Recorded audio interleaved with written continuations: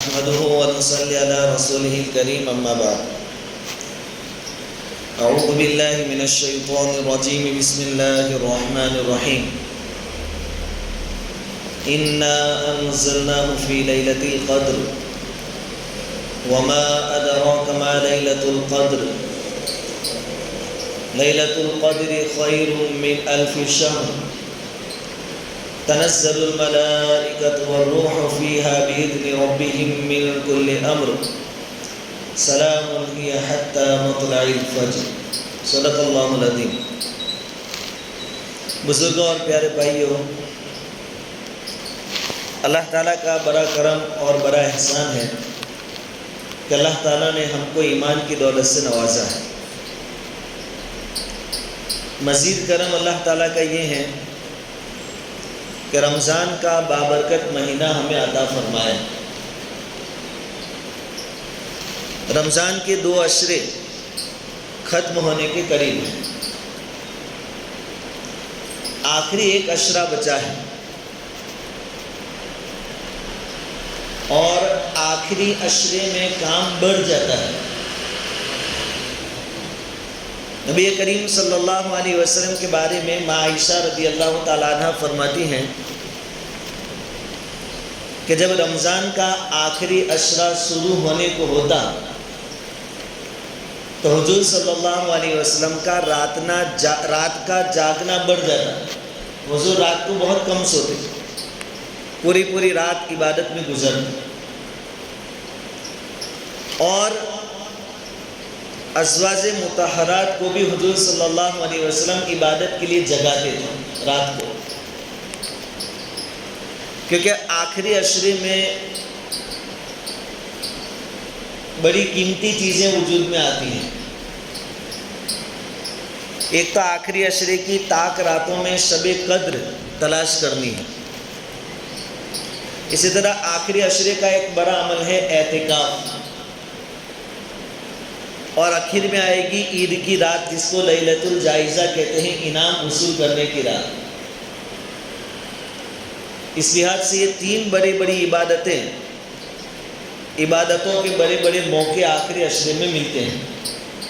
اس کے لیے انسان کو پہلے سے اپنے آپ کو تیار کر لینا چاہیے۔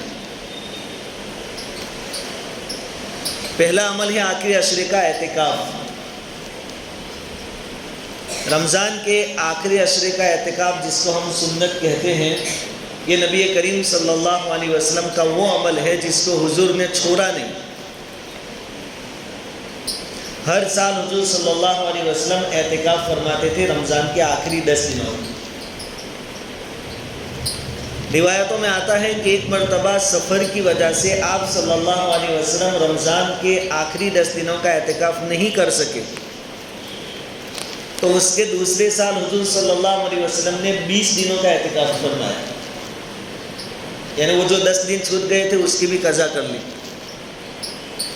ایک اور روایت میں ہے کہ ایک مرتبہ حضور صلی اللہ علیہ وسلم رمضان کے آخری 10 دنوں میں اعتکاف نہیں فرما سکے تو آپ نے شوال میں 10 دنوں کا اعتکاف فرمایا، رمضان کے بعد والے مہینے۔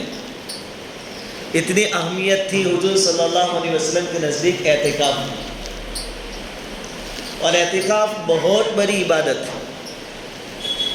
اعتکاف کے بے شمار فائدے ہیں۔ اگر کوئی آخری عشرے کا اعتکاف کرتا ہے تو اس کو 2 حج اور 2 عمرہ کرنے کا ثواب ملے گا،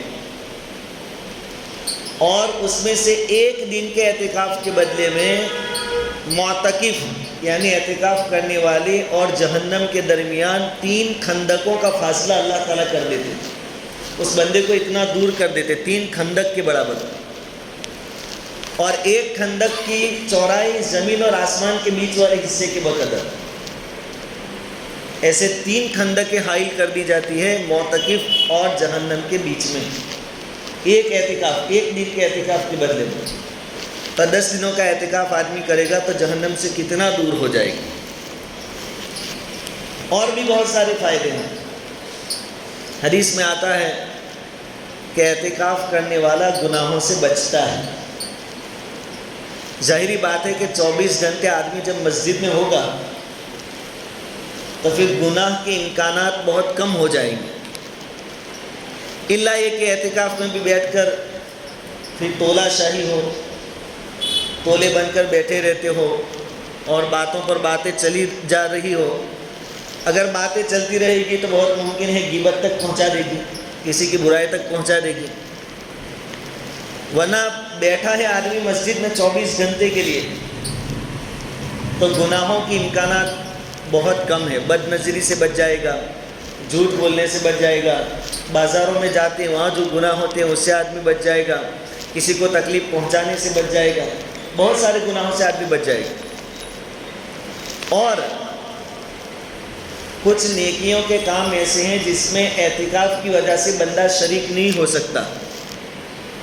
تو اللہ تعالیٰ کا کرم دیکھیے کہ چاہے وہ شریک نہیں ہوا لیکن اس کا ثواب لکھا جائے. اعتکاف میں بیٹھا ہے، کوئی مر گیا، جنازے میں نہیں جا سکا یہ آدمی، تو اس کو جنازے میں شریک ہونے کا ثواب بھی بیٹھے بیٹھے مل جائے چاہے وہ نہیں گیا. کوئی بیمار ہوا، اس کی عیادت کے لیے نہیں جا سکتا تو کہا تو بھی اس کو بیمار کی عیادت کا ثواب اللہ تعالیٰ دے دیں. تو جو ثواب کے کام اعتکاف میں بیٹھنے کی وجہ سے آدمی نہیں کر سکتا وہ ثواب اللہ تعالیٰ اس کے نامہ اعمال میں لکھ لیں. تو ڈبل فائدہ ہو گیا، گناہوں سے بچے گا، نیکیاں زیادہ جمع کر پائے. ایک اور فضیلت اعتکاف میں بیٹھنے والے کو یہ حاصل ہوگی کہ اس کا شمار، اس کی گنتی مسجد آباد کرنے والوں میں ہوگا. مسجد اللہ کے گھر ہیں اور اللہ کے گھروں کو جو آباد کرتے ہیں اللہ تعالیٰ دنیا آخرت میں ان کو آباد کریں گے. تو یہ جب اعتکاف میں بیٹھے گا تو اپنے اعمال کے ذریعے مسجدوں کو آباد کرے گا. اور اصل مسجد کو آباد کرنا یہی ہے کہ عمل کے ذریعے مسجد کو آباد کیا جائے. صرف سوچا کرنے سے مسجد آباد کی ایسا نہیں سمجھا جائے گا. لائٹنگ وائٹنگ کر دینے سے مسجد آباد نہیں ہوتی، عمل سے آباد کی جاتی ہے. تو اعتکاف کرنے والا اپنے اعمال سے گویا اللہ کے گھر کو آباد کر رہا ہے. ایک اور فضیلت کے اعتکاف کرنے والے کو اللہ کا پڑوسی ہونے کا شرف حاصل ہوگا. پڑوسی جو ہمیشہ ساتھ میں رہے، اب یہ بھی مسجد میں بیٹھا ہے، پڑھا ہے، تو گویا یہ اللہ کے پڑوس میں آ کر بیٹھ گیا ہے. 24 گھنٹے فرشتوں کے ساتھ رہے گا. مسجد میں اللہ کے فرشتے ہوتے ہیں، نورانی مخلوق ہوتی ہے. اور جب اس کو وقت ملے گا تو وہ کیا کرے گا؟ عبادت کرے گا. دوسرا کوئی کام تو ہے نہیں، تو ہر عبادت کو اچھی طرح ادا کر سکے گا. میں نے مارک کیا، میں نے نظر کی کہ ایک ہماری نمازیں ہیں اور ابھی چند دنوں پہلے رمضان میں ہی 4 مہینہ لگا کر ایک جماعت آئی تھی. اس میں بالور کے 2-3 ساتھی تھے، عام آدمی تھے، کوئی عالم حافظ نہیں تھے. لیکن جب وہ نماز پڑھنے کھڑے ہوئے تو ایک چھوٹی سے چھوٹی چیز کا خیال رکھتے تھے. کھڑے ہونے سے پہلے قدموں کو برابر چیک کیا، ہاتھ اٹھاتے وقت برابر سینہ کمپلیٹ کیا، اپنی نگاہ برابر سجدے کی جگہ پر رکھی، ان ہاتھوں کو برابر یوں کیا، رکوع ایک دم کمپلیٹ، سجدہ ایک دم کمپلیٹ، جو کشادہ ہونا چاہیے کشادہ تھا. یہ سب کیسے ہوا؟ کیونکہ انہوں نے ان چیزوں کے پیچھے وقت دیا. جماعت میں گئے تو نماز صحیح کرنے کے ہلکے لگے، ان کو اتنی فرصت ملی تب ان کی نماز میں فرق آیا. ہر چیز کمپلیٹ کر رہا تھا وہ آدمی. تب جو اعتکاف میں بیٹھے گا وہ نماز بھی اطمینان سے کرے گا. اس کو ٹینشن نہیں ہوگا کہ عصر کی نماز کے بعد سلام سے پہلے جماعت کھانے سے باہر کیسے نکلنا ہے، جگہ ادھر ملے گی یا ادھر سے ملے گی. اور جانتے بوجھتے ہیں کہ باہر بھی 2 صفیں ہیں، خاص کر کے ہماری مرکز مسجد پر، تو ابھی بیچ میں سے ایک تولا اٹھتا ہے، کبھی وہ دروازے پر چکر کاٹتا ہے، کبھی 2 دروازے پر چکر. اور یہ روز کا ہے، 18 دن ہوئے، 17 دنوں کا یہ ماحول ہو. لیکن یہ تو اعتکاف میں ہے، اس کو معلوم ہے کہ اپنے تو مسجد میں ہی رہنا ہے، اس لیے اس کو کوئی ٹینشن ہے. اب وہ سنتیں بالکل اطمینان سے پڑھے گا. ظہر میں صرف 2 رکعت سنت موقدہ پر بس نہیں کرے گا، بعد والی 2 رکعت سنت غیر موقدہ بھی پڑھے گا. اس کو تو یہی کام کرنا ہے. قرآن اطمینان سے پڑھے گا، اس کو وقت ملے گا، دوسروں کے مقابلے میں قرآن زیادہ ختم کرے گا. الحمدللہ ہماری بستی میں بھی ایسے لوگ ہیں کہ اعتکاف میں روزانہ کا 1 قرآن ختم کرنے والے آج بھی موجود ہیں. ہماری بستیوں میں بھی ہے، یہاں بھی ہے. یہ آدمی اعتکاف میں بیٹھے گا تو کر پائے گا نا. ورنہ سلام پھیر کر پہلا ٹینشن یہ کہ جگہ کہاں ملی اور ہم بھاگ جائیں. اعتکاف میں بندہ بیٹھے گا، بہت ساری عبادتیں کر پائے گا، اور خاص مقصد جو ہے اعتکاف کا وہ ہے شب قدر کی تلاش، لیلۃ القدر جس کو ہم کہتے ہیں، کہ جس کی فضیلت میں پوری ایک سورت قرآن میں نازل ہوئی، سورۃ القدر، اور جس لیلۃ القدر میں قرآن نازل کیا گیا، اور جس لیلۃ القدر میں فرشتے زمین پر آتے ہیں، جبرائیل علیہ السلام تشریف لاتے ہیں، اور ہر عبادت کرنے والے کو جو پوزیشن میں ملتا ہے عبادت کی پوزیشن میں، اس سے مصافحہ کرتے ہیں، کسی سے معانقہ کرتے ہیں. اس رات کی تلاش اعتکاف میں بہت آسان ہے، کیونکہ اس کو تو رہنا ہی مسجد میں ہے.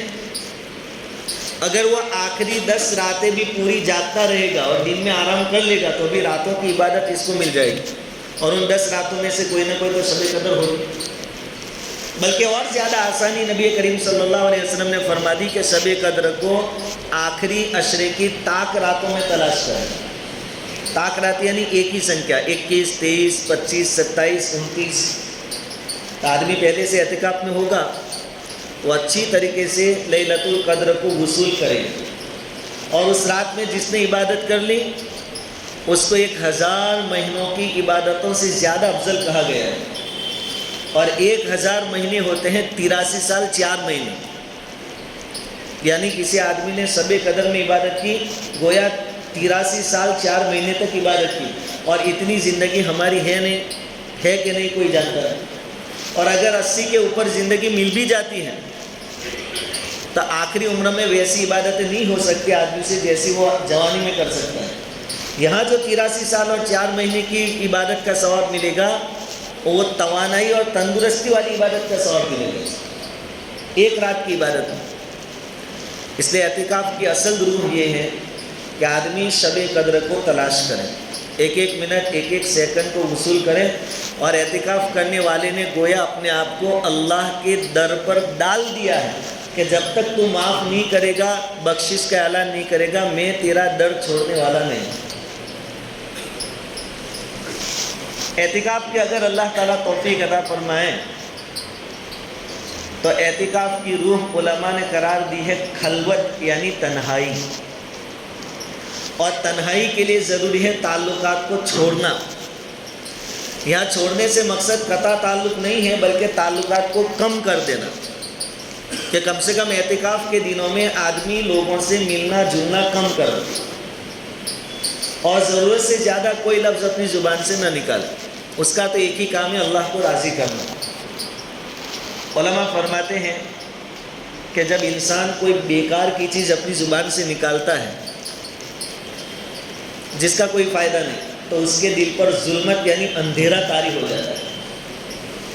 اور یہ بھی مثال دی ہے علماء نے کہ اگر کام کی چیز پورا دن بولے گا تو دل پر تاریکی اور ظلمت نہیں چھائے گی. ایک سبزی بیچنے والا لاڑی لے کر نکلا ہے، پورا دن وہ آواز دیتا ہے آلو لے لو، ٹماٹر لے لو، لیکن اس کے دل پر ظلمت طاری نہیں ہوگی کیونکہ یہ کام کی چیز کر رہا ہے. لیکن اگر آپ نے بغیر کسی مقصد کے، بغیر کوئی فائدے کے کسی سے پوچھ لیا کہ زید کہاں ہے، کیا ہوا تھا کل، تو آپ نے بغیر فائدے کے پوچھا تو وہ کہتے ہیں کہ اس کو لاڑی والے کو دن بھر جو بولا اس کا کوئی نقصان نہیں ہوگا، لیکن ایک مرتبہ اس نے جو بیکار کا سوال کیا کہ فلاں کہاں ہے، حالانکہ کوئی کام نہیں تھا، تو ایک بار بولنے سے بھی اس کے دل کے اوپر ظلمت اور تاریکی چھا جائے. اس لیے اعتکاف میں آدمی بیٹھے، کام سے کام رکھیں اور کوشش کریں کہ اللہ تعالیٰ اعتکاف کو قبول فرما لے. اور اللہ تعالیٰ سے عرض کرے کہ آپ کے در پر بھکاری بن کر بیٹھا ہوں، جب تک آپ بخشیں گے نہیں آپ کے در کو چھوڑنے والا نہیں. اور جو لوگ نہیں بیٹھ سکتے ان کے لیے بھی یہ آخری 10 دن بہت قیمتی ہیں. کچھ ایسا بھی محسوس ہوتا ہے کہ جب سے IPL چالو ہوا 5-6 دن سے عشاء کی نماز میں نمازی کم ہو رہے ہیں یا کم سے کم لیٹ آ رہے ہیں. میں تو مارک کرتا ہوں، مرکز پر دیکھتا تھا عشاء کی جب تکبیر کہتے ہیں مؤذن صاحب تو 4 صف ہوتی تھی، لیکن ابھی 1.5-2 صف ہوتی ہے. پھر سلام پھیرنے کے بعد دکھتے ہیں اس میں سے 1.5-2 صف کی رکعتیں گئی ہوتی. ان دنوں میں تو حضور صلی اللہ علیہ وسلم کمر کس لیتے تھے. حدیث کے الفاظ حضور اپنا تہبند باندھ لیتے تھے، مضبوطی سے باندھ لیتے تھے، یعنی اور زیادہ عبادتوں میں کوشش کرنی، ٹھنڈے نہیں پڑنا ہے۔ اور عید کی خریداری وہ سب تو اپنی جگہ ہوتا رہے گا، یہ کوئی بہت امپورٹنٹ چیزیں نہیں ہیں، لیکن اصل جو چیزیں ہیں وہ آخری 10 دنوں اور 10 راتوں کو وصول کرنا ہے۔